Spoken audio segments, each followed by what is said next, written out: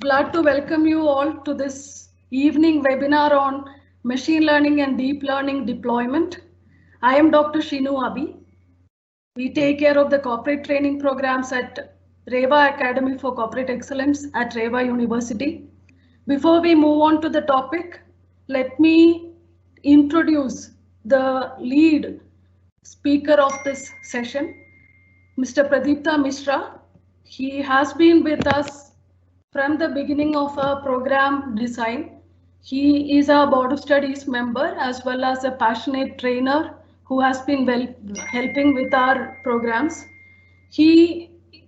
I'm sure a lot of you must be knowing him. So in terms of his profile, he is currently with LTI, Larsen Toubro Infotech, leading AI product engineering division with a set of dedicated team working on various interesting machine learning, deep learning technologies.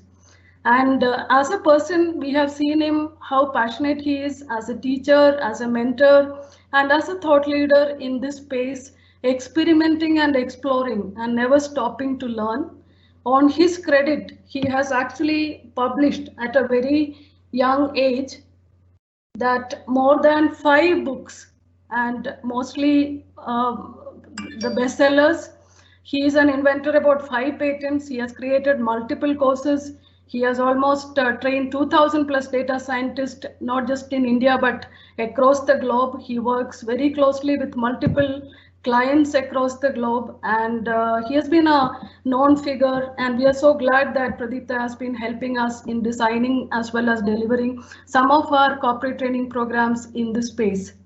And today's topic is very, very interesting. This is more because of the kind of demand that we get from our participants that we thought we will keep it this session for a public webinar.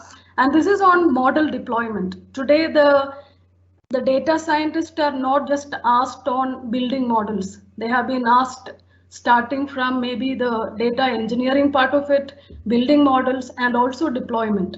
And every client needs different ways of deployment and productionize the whole machine learning models that you typically build in your local systems.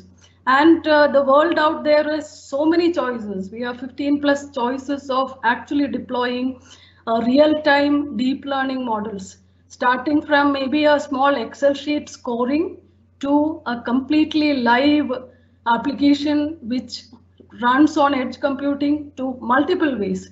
And we thought we will create a series of webinar on this topic, which is on deployment, because this is one of the key area that there are hardly any skills as well as dedicated programs around deployment alone. And today, being cloud is one of the center point of deployment platforms, there are again multiple products and different pipelines that the companies are creating for deployment, which making most of us easier to get into this deployment. So it is, one is about building the models and helping the companies to get to where they want to go using the data, but also it is great to see that whether these models are building so that you can create a feedback loop to the business to take actions on a continuous level. But we are hoping that this series, this is going to be first in the series. We will come up again with more on this. We are also, we have a dedicated course around this, and those who are interested, please do look at it.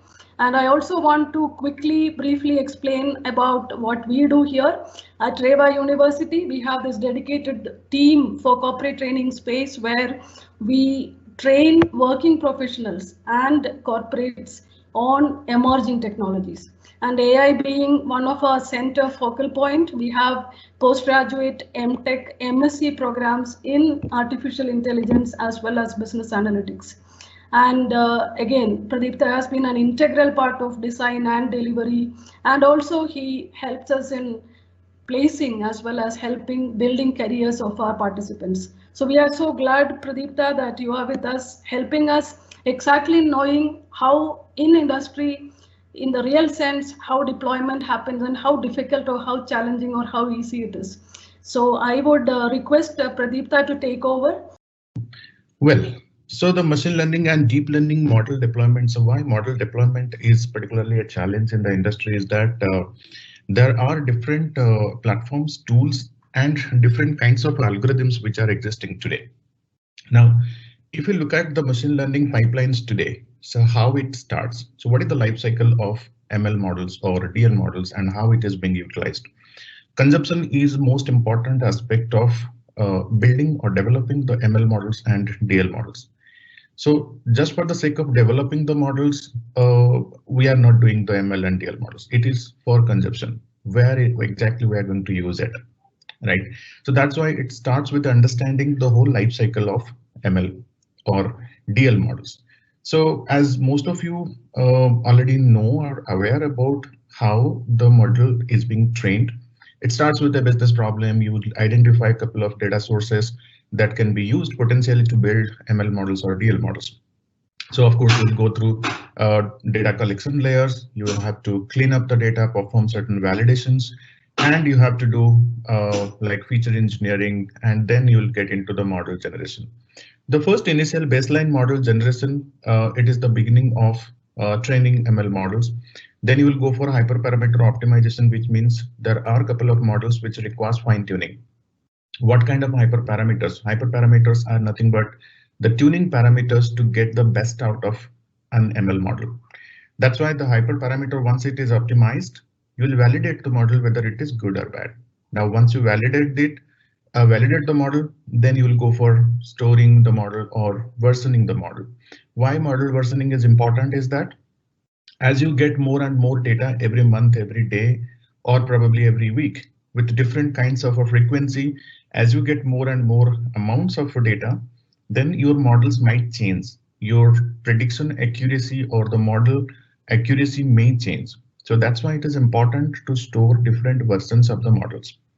Now, once you identify out of all the versions, so there is a model registry. Now, model registry, you can if you are in the cloud platform, you can decide model registry. If it is not, if you are in a offline world, maybe a project need or maybe a standalone analysis you are doing, you are not doing any kind of application integration, then you have to compare different versions of the models and the best model you have to choose for deployment. Then you will go for model deployment. The model deployment can be done using like 13 different strategies. So you have to know and understand. It's not about the technical nuances like, okay, I can do it using Java, I can do it using Scala, or I can do it using Python or Django, any other tool. It's not that technical. Technicalities is a challenge. The challenge is to understand the nuances of it, which means the model size, the hyperparameter size, the prediction inferencing time taken to generate one inference, time taken, how soon the inference is required by the application, and who is going to consume it, and what is the frequency of generating those inferences, those insights. All those factors also we need to understand. At the same time, also we need to understand where the model is being utilized. Is it an application? Is it on device? Is it on offline world? So where it is being consumed or where it is being utilized. Okay. So then once you identify the way how we want to deploy it, then model serving comes into picture. Serving is mostly like the typical IT world, we call it like serving a particular REST API, right? So as you serve the model, serving means you are serving the inferences. You are generating the inferences and you are showing the end result to the client or to the application, to the end user. So once the model serving starts, then you have to keep monitoring the results, whether the results are good, bad, or it requires further fine tuning, any kind of validation is required. So you have to keep monitoring the model results. Then next comes the model proving or debugging. So if the predictions are going offline, then it is important to understand that why the model is drifting away from the expected accuracy level or expected inference generation level. Probably you would be analyzing the model maintenance, and once the models are outdated, suppose you have the latest version of the model which is excellent and it is absolutely working fine, probably you don't need the model to be the older models to be in production, so you can do a model archiving. So with given those scenarios, the whole life cycle of ML model, how you start with the model and how you end or archive the models, right? So there are different kinds of needs. How the end user will consume the model results. Suppose it's a fraud detection problem. So it's an online thing, which means you get a data point, you identify whether it is a fraudulent transaction or non-fraudulent transaction. And that's why inference is required online and you have to do it quicker. That's why it is very, very important. So there are different ways of model deployment. You can deploy using PMML language, which is called predictive model markup language, which means you build or develop a model, you transfer or you can convert the entire modeling script as a PMML language, predictive model markup language, which is a XML based language, which you can integrate with any other platforms. Which means if you are creating a PMML model out of SAS or R software, you can still consume that, import that model in Python, and you can still generate inferences or predictions. Okay. Similarly, the PMML, since it's XML language, you can integrate with other front-end applications like Java-based applications, and you can receive the data from HTTP requests, generate the predictions, and serve the predictions as well. So this PMML is a very traditional technology, I can say, and it's been there around close to 10 years, and which is also a very popular way of deploying the models. You develop ML model and you transfer this as a PMML script and let the user make integrated to the end application and generate the inferences. But the challenge with PMML is that all kinds of models are not supported. There are quite a good list of models they support right now, but there are some complex models, like if you are going for any kind of deep learning models or extremely deep learning models, or especially the neural network models, it's a bit difficult because your PMML script itself will become heavier. Right, so if the model or the XML language itself, it is quite heavy or quite large number of pages or more, it's very difficult to deploy it. So that's a challenge with PMML. Now coming back to the other two methods, we have Python Pickle files or maybe a job-lib. So you can store your ML model in a job-lib format, or you can store your ML model in a Pickle format. And the Pickle and job-lib both are serialized objects.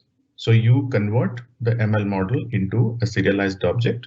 You transfer that object as a package from one system to another system. It could be from one team to another team. It could be one place to the client place, etc. So you can transfer the ML model as a package. That's a serialized object. And you read that serialized object, generate the inferences. That is what you can develop. Both job-lib and Pickle both are equally good. However, when you compare both the approaches, like job-lib and Pickle, job-lib is a little better. Why it is better? Because if you are going for large scale modeling, for example, if you are working on XGBoost, extreme gradient boosting model, which requires a large set of arrays that need to be serialized and deserialized, etc. Job-lib is better or performance-wise. However, Pickle is not, or Pickle may not be the best option because it cannot handle huge volumes of or large volumes of or large size of arrays. It takes time because serialization and deserialization process takes time. However, if you compare both the approaches, job-lib and Pickle, more weightage I can give to job-lib in comparison to Pickle. The other point, the other method is a checkpoint. So checkpoint is mostly applicable for deep learning based models, and this like Keras based models, TensorFlow based models, or PyTorch based models. You can convert it as a checkpoint. So the objective of a checkpoint is that you can distribute the training process. Like it helps us in collaborating the results or training processes across different team members, which means I can train, let's take, I'm running 100 epoch. 100 epoch means each epoch is one iteration. If I'm running 100 epochs, 10 epoch I can ask my team to run, and 10 epochs I can ask the second team to run. So like that. And the checkpoint is a way of it's an object. And again, you can pause and load it and start training from there itself. That's why the model storage of the deep learning models can be done using checkpoint as well. So if we look at the entire deployment cycle, these are 4 or 5 different ways, or I can say the mediums of transferring the models, ML or DL models, so that we can use it in the inference generation process. Now, having said that, if we look at the other tools, how we are going to transfer this. So in the previous slide, we looked at PMML, Pickle, JobLib, and Checkpoint. These are the 4 different ways. How the end user will consume the model inferences, or what are the instruments or tools to generate this. So overall, we can divide it into 2 different segments, projects and products. If you have a project, so which means it's an offline analysis. So you are running an ML model or DL model to generate certain predictions, and you want to show that result to the end client or end user. And you want to say that this is how my model is performing, and this is the analysis. You could prepare a presentation or slides, couple of slides out of it to showcase to the client, which is fine. However, for a product, it is quite different. For a product, we have to integrate the ML model to the applications. We have to integrate the ML model to the end users or customers' applications as well. In that case, product pipeline, if you just look at project pipeline, that is fine. So we can do PMML, we can do Pickle, we can do JobLib, etc. However, if you look at the product pipeline, there are 2 kinds of need. The first need is real-time predictions, which means as and when the request or the inference request comes in, we have to honor that request, like fraud predictions, like any kind of anomaly detections, right? And also it can be any kind of prediction which is required on-demand predictions. If we want to generate on-demand predictions or real-time predictions, we should be using the applications like RESTful APIs. So here, REST-based APIs can be used to serve the predictions, to serve the inferences. On the other hand, when a batch prediction is required, so for example, in a supply chain world, you want to generate the predictions, or you want to generate, let's take, you are working on a demand planning project, which means all the SKUs you are handling, let's take 1,000 SKUs you are handling. For all 1,000 SKUs, you want to generate the forecasting for next couple of days, let's take 30 days. So that's a batch prediction. You pick up the SKU and you can generate the demand planning or demand forecasting for next 30 days, and you go to the next SKU. So which means a batch prediction. For batch predictions, again, there are 3 different kinds of tools.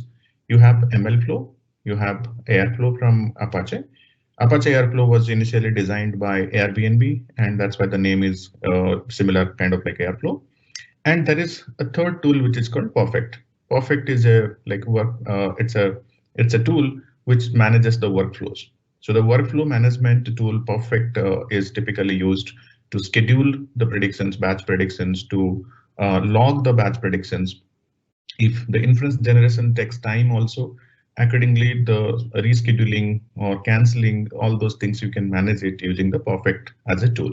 Similarly, Apache Airflow is also very useful in terms of doing job scheduling. All the batch predictions can be run as different or multiple jobs, and those jobs can be scheduled. However, the MLflow can be used for both purposes. MLflow can be used for real-time predictions. MLflow can be used for batch predictions as well. However, mostly the MLflow is used for batch predictions. Having said that, the next thing is about why do we need, like what kind of different kinds of needs that we have. So at a high level, the needs are on-demand prediction or real-time prediction and batch prediction. Batch prediction, as we know already, we get the data in bulk and we want to generate the inferences in bulk. That's why the batch prediction is there. And the model which we'll be using, it doesn't matter whether it is taking more time or it is taking less time, it's not a problem. However, when you're going for on-demand prediction or on real-time prediction, you can't use heavy models which takes more time to generate inferences. You have to use lighter models. So as an example, if I'm going to use, let's take a deep learning model for spam prediction, spam or not spam, email prediction. The inference generation, which means incoming email, should be classified as spam or not spam, right? It may take more time. However, if I'm using a lightweight model, For example, a naive-based model. For example, a very simple rule-based ML model. Then it's quite fast. The inference generation is quite fast. So batch prediction, not a problem. On-demand prediction, we have to classify the algorithms based on high complex algorithms, which takes more time to generate inferences, medium, and very fast algorithms, which takes less time to generate the inferences. So next slide, what we're talking about is how the real-time prediction or one instance prediction happens and how the batch prediction happens. Instance prediction, so this is a very simple input output format, which is you have a wine quality. It's one of my favorite dataset, wine quality dataset, which I use in my classrooms also. The wine quality has different features, 11 different features, and you need to predict which class it belongs to. So I just transformed the quality column and classified into 3 qualities: average quality, good quality, and bad quality. So 3 different qualities, and based on the initial data set, you will find continuous variables, which I have classified into 3 different categories. Now here, in terms of a online prediction, which means one instance prediction, you will be always online prediction. You will be always getting one instance. So one instance means one record or one sample of wine. You will get all those parameters like your fixed acidity, volatile acidity, so on and so forth, and you will pass that to ML model. Your ML model will generate one inference. The inference would tell you the prediction, class, and the probability associated with it. So this is the input and this is the output. And if you get a second request, that would come as a second request from second sample. So you will be getting in sequences. Now here the catch is, if it is application which is being consumed or which is being utilized by multiple users, then concurrency is a problem. So if your inference generation process itself, it takes, let's take 1 microsecond, and there are 100 requests, like from 100 people there putting the sample to generate the predictions, then you have to think about how do we manage this concurrency here? Because every 1 second, since it is taking 1 millisecond, it's not a problem. But if there is a concurrency at the same time, 100 users are hitting to generate the inferences, you have to manage it. So there is a need for an orchestration layer there to queue those requests and generate the responses. In a batch prediction, what happens? The same use case, if I just take batch, you just upload, let's take 20 samples, 20 wine samples. On the left hand side, you can see this is the input, and you hit the ML model. The model will generate the 20 inferences for that particular sample. Now here, that's why there is a difference between batch versus real time. Real time is associated with applications. Batch is mostly it's an offline process because no user would generate inferences for multiple samples. But if there is a case, then again you have to tweak your application to take the input in the form of Excel sheet or CSV file. Somebody can upload and generate those inferences and download those inferences. So that's why there is a difference, slight difference between online, which is one request at a time, and batch, where you upload a batch of data and you generate the inferences. Okay. Now the challenges of this runtime deployment of models. One is when you are building a product, you need to think about the security and authentication layer as well. So first you have to verify whatever request you are getting, if that is from a genuine user, and that's not from someone like some hackers or someone else. So you have to authenticate whether the genuineness of that particular request. Second important is if I put garbage. So as an example on this, if I just put something as null, instead of a 0, I just put null, or I just put some text over here. Now there has to be a validation layer. It should not hit your inference engine. Why? Because it may corrupt your model as well. It may corrupt any other layers as well. So data validation layer is very important. So whatever data you have designed, the typecast. So whatever input field you are defining, you have to define the class, the schema you have to declare. Is it float? Is it integer? Is it string? Whatever it is. If you define it, it's quite easy. So you can just validate online and you can generate inferences for that, right? Latency in scoring and prediction is also another challenge. Latency, if it's a big model or a huge model like a XGBoost model which generates or which has higher number of parameters, then latency would be coming in terms of inferencing or scoring. That's a challenge. And also ease of recovery or fault tolerant system is required. The runtime deployment problem would be arising like if there is some kind of garbage or some kind of wrong data or incorrect input is being passed, it could lead to like getting corrupt the model or getting corrupt the any other processes as well. Concurrency is important. Since we are using a fast model, it may generate like less, it may generate inference in a less amount of time, like 1 milliseconds or 2 milliseconds. But if multiple users are hitting at the same time, how do we optimize that? And complexity of the model, which I was talking about, simpler models like linear regression to little complex like random forest and all to more complex like XGBoost or something like any kind of complex models like SVM based models, right? So these are challenges. And batch mode deployment is required when we have a batch of data or like consistently we are getting at a very frequent interval some amount of data we need to generate inferences. But batch mode is not a problem. You can always debug it and you can always you have time, you can handle it. Online is a challenge. Okay. Next, the model deployment options that we have. First, we have to identify how we are going to deploy it, static way or dynamic way. Static way deployment, it's not a problem.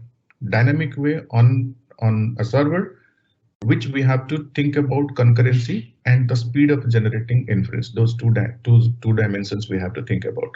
However, if you are doing the ML deployment on a device, both static or dynamic, both ways has challenges because your model can't be heavy. Your model has to be light. Otherwise, your device can't or deployment on device can be a challenging thing. Okay. So in terms of dynamic deployment, you can deploy the model parameters or equations like a static equation. You can deploy the ML models as a serialized object using either a Pickle object or using a joblib object. You can deploy the model to the browser itself as a curl command. You can pass the parameters and generate the inferences. You can deploy the model through PMML standards as well. And also final option is about as a web service, which is creating a RESTful API. These are the options that we have. The checklist that someone has to follow while model deployment is input output definition. What is the expected input? What is the expected output? The confidence score that defines the model standard, whether it is good, bad, or the prediction is not good, the confidence score is not good. Performance metric, whether the model is in line with the expected performance level or not. And also the model monitoring limits. So the model accuracy may drift, but the drifting has to happen within a certain band. And if it is going beyond that particular band, then that should be generating an alert mechanism, right? And also at the same time, versioning is also important. Which version of the model you are deploying or which version of the model is generating the inferences, that also we need to know. Defined the version metadata also very important. That gives you an idea about when the model got trained, when it is deployed, and what are the hyperparameters, which type of model it is, how much space it is taking, and how much time it is generating inferences. Okay, the caching need for high computing models is also one of the factor, but caching is it has like it's a double-edged sword, which means it has pros and cons as well, right? So having said that, at a high level, we know that if we want to get into the web service mode of generating inferences, then there are various frameworks. We have Flask API, we have Fast API, we have Pyramid as well, and using other RESTful APIs from cloud providers is also another option. We have plenty of options to deploy the ML models. The DL model has like some extra or additional challenges. It has typically a longer training cycle because whenever you get a new data, if you want to retrain your models, all the time it should be running in the backend in a batch mode, because as we know, the deep learning models are getting batches of data and generating and gets the model updated. So you keep on running the batch data all the time. And of course, as we know, the more wide network or deep network we select, the number of parameters would be more, and number of hyperparameters, as we know, are also more. The large model object size is also a concern. So if you look at the transfer models, which are like pre-trained models or deep learning models, which are typically used for natural language processing based tasks, and also the model object size is more. And if the model size is bigger and you get the inferences or you want to generate the inference generation time would be more. Similarly, if you get more requests, like multiple concurrent requests you are getting to generate inferences on a large model object size, then of course latency would be there, and it's very difficult to fasten that process. How to fasten that? If you want to remove certain layers from that model object by removing certain parameters, because in deep learning you will have trainable parameters, non-trainable parameters. So you could remove certain non-trainable parameter layers from the deep learning model object, and thereby you can reduce the model object size. But I mean, it has certain limitations as well, because sometimes it may lead to like drop in accuracy as well, and you have to take care of those two angles as well. And it's also very difficult to deploy on devices, because if you are like having like a speech to text conversion or some kind of a transfer learning is required on device, it could be problematic because the volume of or the model object size is quite big, right? So these are typically the options. And before getting into the question answer, so here what we can do is, first I can show you one way of model deployment as a, but that's not limited to, and we have different options. So fast API is a latest, so it got released in the year 2018, and since then almost like it's 3.5 years, and it's quite modern and it's quite good as well in terms of testing out. So building the API, the RESTful API, testing the API is important. Now after that, how you want to connect it and where you want to connect it, or how you want to connect what kind of systems, whether you have cloud deployment or you have deployment somewhere else, how to connect it, that's a different task. Okay. So why we discussed about all those strategies is that because you can't change the pipeline, the whole pipeline, and if you have identified something incorrect pipeline and you face a roadblock, you have to change the whole thing, which is very difficult. So strategy is important. Once you adopt a right strategy, and it's just about figuring out what tool to identify, how to integrate, that's not a problem. So you have to spend a couple of hours just to figure out how it can be integrated to what kind of system. If you want to write a custom wrapper or you want to write some Python programs to integrate it, that's not a big deal. You can do that. The strategy is more important. However, there are some advanced tools which are coming up. Like you have tools like if you go to Azure, you have like experiment and pipelines. If you go to AWS, you have auto inferencing, which is you can use endpoints and you can use Sagemaker to deploy. So in future also, the integration would not be a challenge. Development of a model and identification of the need, whether it is real time or batch, and also identification of a particular model, which model it is required, and how to integrate this. Gradually it is getting refined and it's becoming easier for us. So on a local mode, if we want to develop an API and we want to generate inferences, that demo we can show right now. Okay. And if you want to get into like a cloud kind of scenario, which is also pretty easy to deploy, which we can cover maybe in subsequent sessions. Maybe we can dedicate one session completely for Sagemaker pipeline, how to get started by importing the data, developing the models, deploying it and testing it, verifying the results, looking at the monitoring stats, etc. So the entire pipeline we can look at. Okay. So right now I'll be moving to a folder. So how to get started on this model deployment. So this is the you can just create a small folder on your any kind of drive. So it can be C drive, D drive, or anywhere on the location. And this is again using this same wine quality data set that I had shown you in the slide itself. This is the CSV file or the data that I will be using. You need three things. First thing is that you need the Pickle object. Again, if you want to serve the model inferencing through web apps or through RESTful APIs, you need to again have the Pickle as well, Pickle object. Okay, so this is just one angle which we are covering today in the session. Maybe in next subsequent sessions, we can look at other ways of deployments. For example, like using either ML flow or some other tools, we can show that.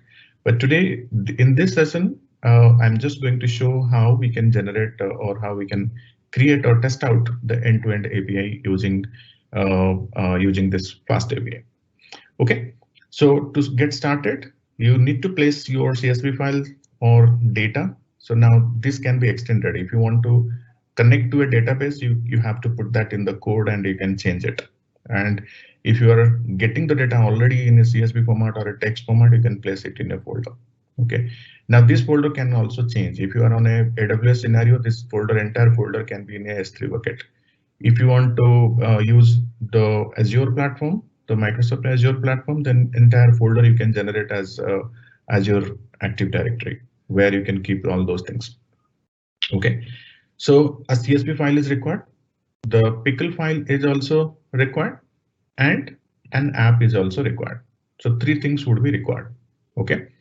Now, in comparison to fast versus Flask or fast versus Pyramid or fast versus some other tools, there are so many libraries also available. That comparison we can cover it maybe subsequent sessions, but today, so these three things are mandatory. You need to have a data, which is CSV, you need to have a model, and you need to have an app. So that app should be running. The app would be connected to the Pickle file. The Pickle file would be generated using the input data, and you need to have a script that generates the model object.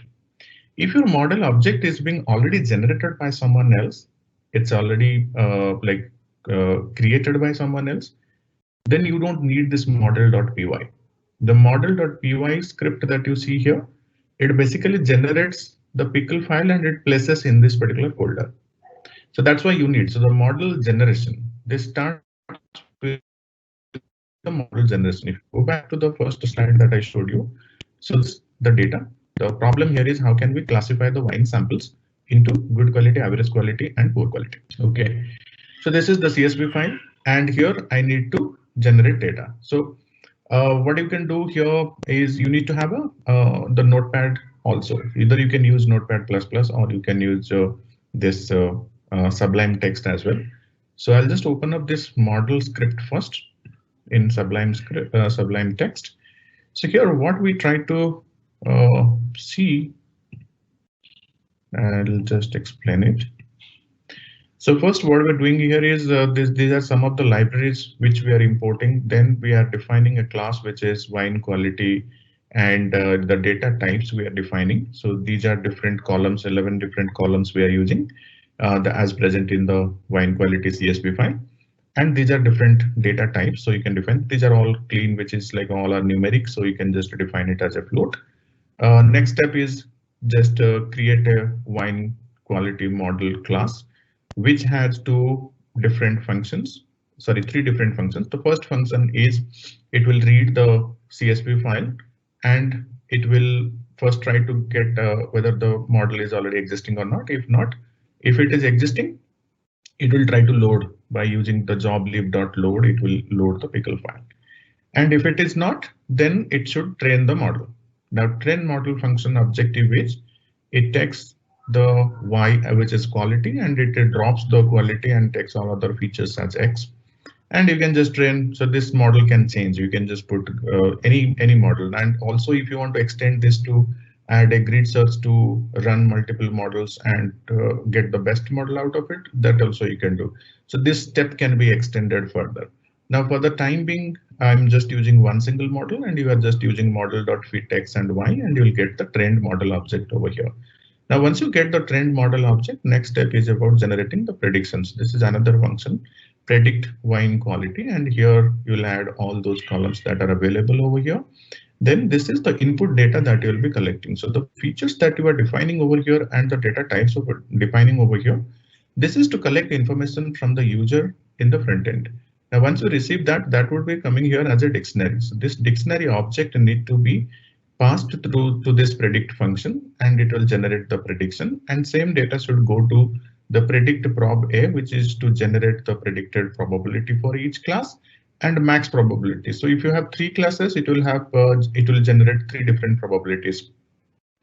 Each probability value is corresponding to one particular class. So then you can collect the max probability, because based on the max probability only the predicted class is being labeled, and that's why you can just collect the prediction and the probability associated with it as an output.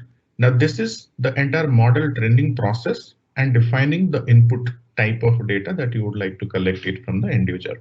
So this is to generate this wine quality pickle file. Now, once it is generated, the next step is going to go to the app.py creation. Now, in this step, I'll just open this up as well. So in this step, what we're trying to do, UVCon. So UVCon is the server, and from Fast API import Fast API, and from model script that we run over here, there are 3 class functions. So we'll be importing 2 class functions, wine quality model and wine. So these 2 class functions will import over here. We'll initialize the Fast API object over here, and we'll also call this wine quality model and model object over here. So create the app and model object both. Then you will route the call to the predict. So app2, just I have given a name, app2 post. So it is using a post method, and /predict is to route the data that you will be receiving, and predict wine quality. So this is taking the data in the form of a dictionary, and it is passing the data to predict wine quality function to generate the prediction and probabilities. And finally, to run this UVCon server, you can just run uvcon.run app2. This host and port that you define over here, local mode, it is host and port, and in case of a cloud mode, you can define based on the endpoints. You can change it or you can modify it, right? So that's why, so this is how you will design the script. Next step is going to the terminal to call this to run this particular script.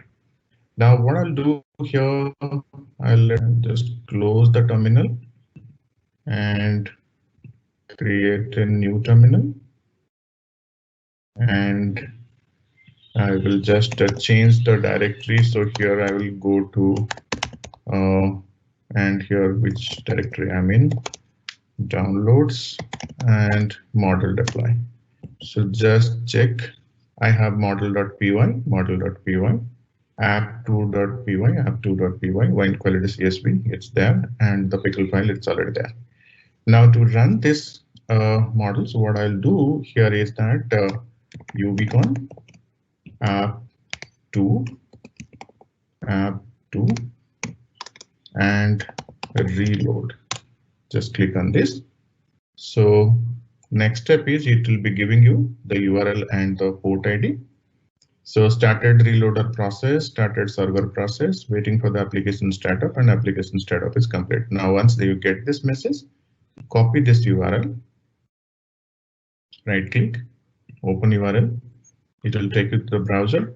So here you can see by default it will show you not found, details not found. So what you can do here, just /docs. /docs, if you just create, so it's using the Swagger like UI, and using Swagger UI, it will generate this default page for you. Now this is a post method you have already defined, post/predict, and the model object name is, the model class is predict wine quality. To test out the application, whether the application is working, whether the API that you have created is working or not working, you have to provide the input data in this request body. This is the schema for all the input variables that you have defined, and these are certain example values. Okay. Now in this case, you can see this is the successful message code is 200, successful response code, validation error if it is there, so it will come as 422. Now here what you can go, click on try it out. When you click and try it out, it will give you an option to provide the input data. Now suppose I will go to my slides over here, and here on the slide, we have some data, right? So let's pick up the first one, 8.1, 0.27, etc. So let's take 8.1, 0.27. So I'll just take some random input values. So here 0.3, 2.0, let's take 1.0. This one, let's take 4.0. This is 5.0. This is 0.6, 0.4, and this is 0.2. This is 0.01. So these are my input values, and I'll click on execute. So post execution, you can see the response is being posted as a curl command post request with the dictionary object, which contains all the input values that we have provided over here. Now it is already generated the inference for us. The average quality is being predicted as the value, which is the predicted class, which is matching. So this is average quality, and the probability associated with it is 0.52. So which is a successful response. Okay. Now, if I give some kind of junk values over here, so I'll just give here as none value over here, and I'll click on execute. Now what happens? It throws the error. So the error code is 422, and here you can see the message.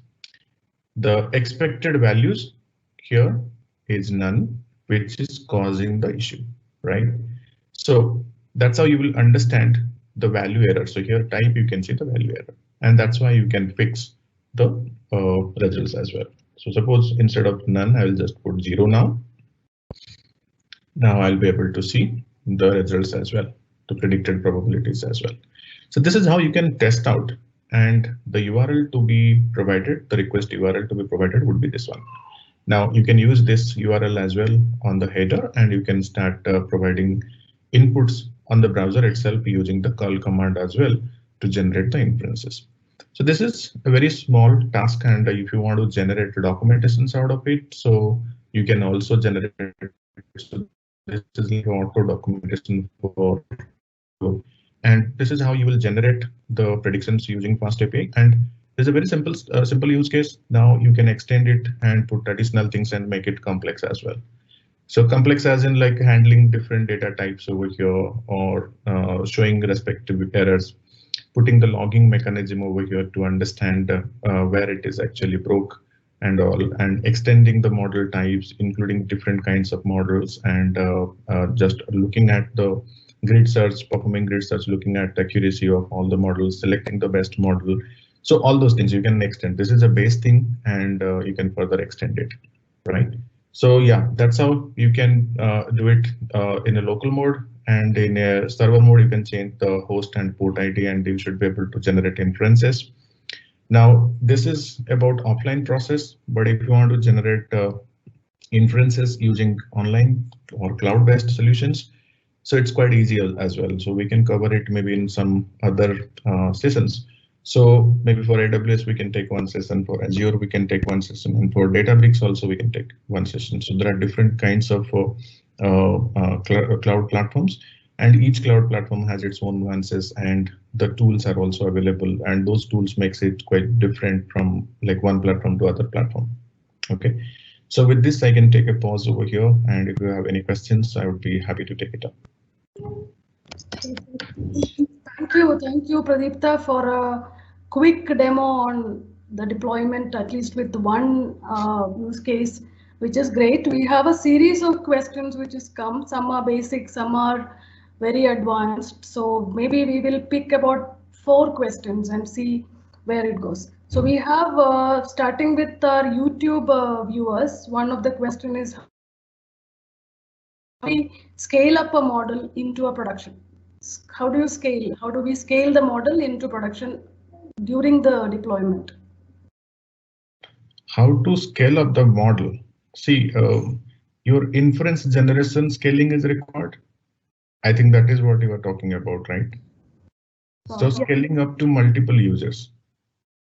That's what scaling up to multiple users would be the intention, but yeah, that's Yes, yes. So how to scaling up to multiple users is that then you need to have an orchestration layer. For example, you have layers like Kubernetes in on AWS, you can say. So you can allocate dynamically different boxes in the Kubernetes scenario. Your Pickle model object can be placed in each of the boxes, and you can maybe divide like 10 requests to it should hit one box, and next 10 requests should go to another box like this, so on and so forth. As you get more and more input requests, then your this Kubernetes scenario would automatically generate those boxes and to honor those requests. So it's massively scalable. So you can keep on expanding the boxes. Now that threshold of whether 10 requests can be honored in one sequence or not, that you can take by looking at to like how much time it is taking for one request. So based on that, you can identify what is the maximum number of requests that can be honored by using one particular box in your Kubernetes scenario. And based on that, you can just put it in auto scale mode to add more and more boxes to the cluster as you get more and more input requests. That's how you will scale it. Now the scale up is with respect to the inference generation process. Now model, you are not really scaling it up. Model has two processes. Model has training process, inference generation process. Your model training process, if you want to scale it up, yes. If you want to like go for a complete deep learning model, which takes almost like 2 days to run what to do, then you have to scale up your infra actually to train it.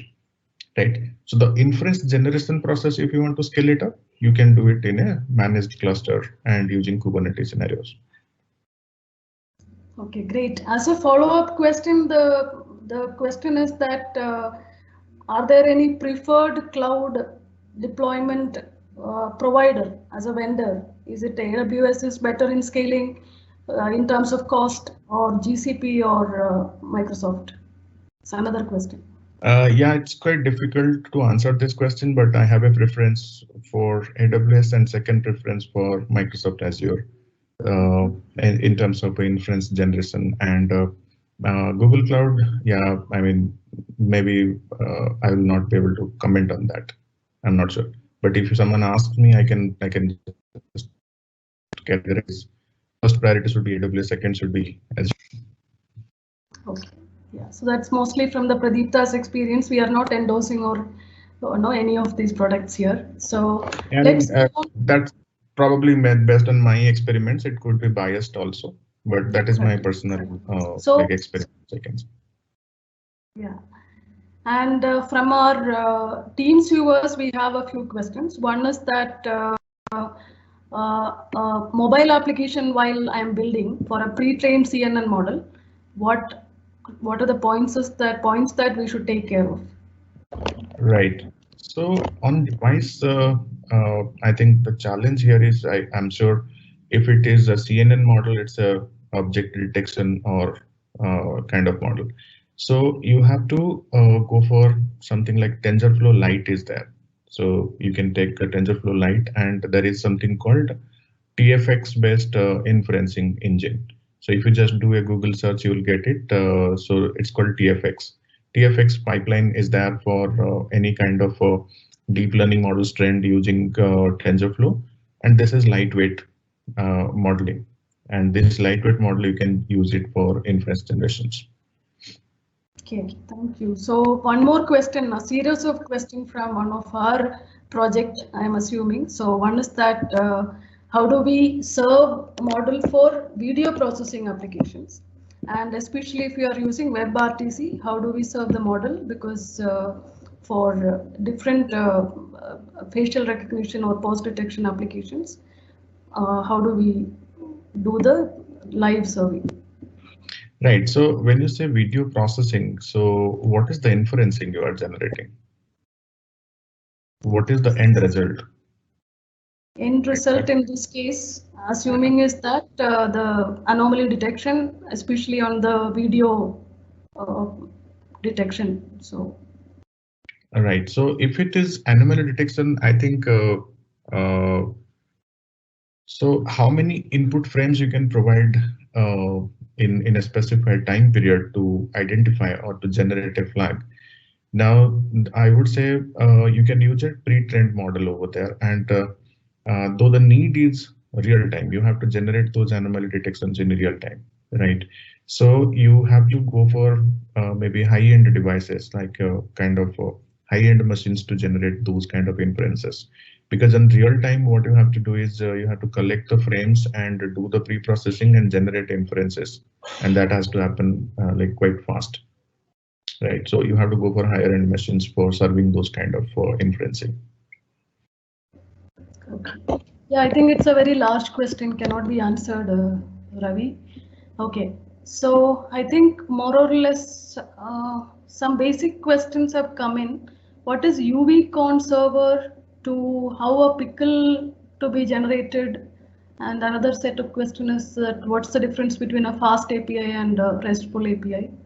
These are some of the regular questions. Yeah, I think see, RESTful API is that it's called representational state transfer, and there are different ways of generating those REST APIs. And there are two common frameworks today, which is older framework is Flask and recent framework is Fast.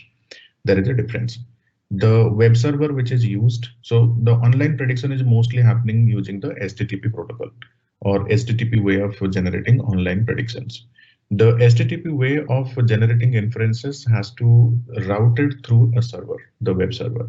The web server, there are different kinds of web servers. There are Flask server, there is a Gunicon server, there is WSGI server, ASGI server, and a UBCon server. So UBCon server is the most recent and advanced one, and it is quite fast. Now, if you are using a Flask uses it's a default Flask server, right? So there is a difference. Now, if you are using UBCon, that's a recent framework, and that you can use along with the Fast API. Now, that's how you can like serve the model inferences. Now, coming back to Pickle object generation, so there is a library or a package in Python which is called Pickle. You can use import Pickle to initialize that. Once you train a model, and you can just put a model like pickle.load or pickle.dump. Pickle.dump is to transform this model object. Model is a Python object, or if you are training in a PySpark scenario, it's a PySpark object. And if you're generating the model using TensorFlow or Keras or PyTorch, this is going to be a corresponding object. It's just an object. The object would be transformed from respective like a Python object to a serialized object. Those serialized object you can transfer from one place to another place or one server to another server. And while generating inferences, you have to load that object and deserialize it. Now that serialization process is transforming from one environment to a serialized object, and you can use it in another environment and deserialize it and upload it. To store it, you can use pickle.dump, and to reuse it, you can use pickle.load. You can use it, right? Similar way, you can do a job lib as well. These are two different ways of storing the ML models or DL models. Okay, so we'll take a last question. The writer has written it's a very silly question, but we don't think so. This is a great question. What you have already spoken is all about supervised models, but if the unsupervised model running, and how do you actually do on a live serving on a unsupervised ML model? Right. See, unsupervised model, as the name suggests, there is no inference generation which is required there. In case of supervised only, you need to generate inferences or predictions. Unsupervised, it's just about classification. So you don't really need to generate the predictions, right? So there is no need for like inferencing or model serving in terms of this unsupervised learning models. Okay, yeah. So it's a very fair question, I think. Yeah, it's a fair question, correct? Okay. So great. I think more we covered the question, and I would request Pradeepta to just move the slide to the where we would just want to give a small glance of the program that which we run, and with that we'll close. Yeah. So just wanted to conclude this talk by Pradeepta. So what we do here in this program called M.Tech in Artificial Intelligence is an end-to-end life cycle of AI/ML projects and products and productionization. So it's starting from your the understanding how to get the data irrespective of the structures or unstructured data, and then building the models, not just on the structured but also video, images, NLP based models, and then deploying it in real time is how this program is designed, and mainly designed for working professionals who have at least about 3+ years of experience and who have good understanding on the ML world out there and very passionate to build their career into this. And this is a very research driven program because we believe in real time projects coming to our participants. So some of our participants are working on real commercial projects, which includes one of the questions which has come on this video imaging projects, which is a large scale project and multiple participants are working on it. So, and multiple such use cases that which we are building it as part of our consulting activities under REVA Academy for Corporate Excellence. And all the mentors who are part of the teaching also is involved in the research, and especially the projects are taken very seriously into this program. The requirements and everything else is available in our website. And if you see the next slide, Pradeepta, that the program is divided into trimesters, into about 6 trimesters, where you would dedicate at least about a 1/10 of your time or more than that into projects. Along with, you would work on various modules which are very hands-on, industry-driven, practical program is what we have been designing. And every trimester has certain theme, and we focus mainly on the computer vision and NLP based projects, and very suitable for people who would want to get a full picture on how AI world works out in real time. And we have seen great transformation in people's perceptions after joining this program. We also have another parallelly have a MBA program in business analytics, which also runs on the same way, where we would look at business problem solving through ML and AI techniques. And again, a very hands-on program with multiple tools and techniques and frameworks. What is available in the industry is what we would showcase and make you skillful. So we request all of you who have joined this session in this evening, along with Pradeepta Mishra, that please go through the website and just have a glance on it, and we will be ready to help if you have any questions.